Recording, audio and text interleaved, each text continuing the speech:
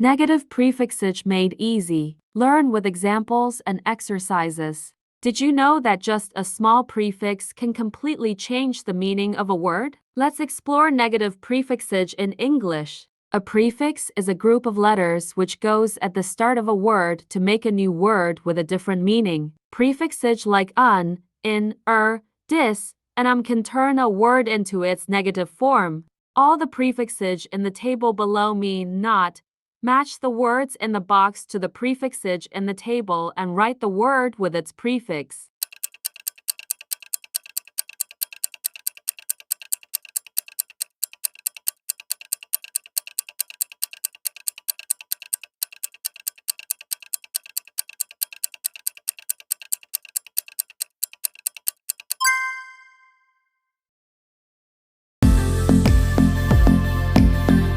Write the correct prefix to complete the words.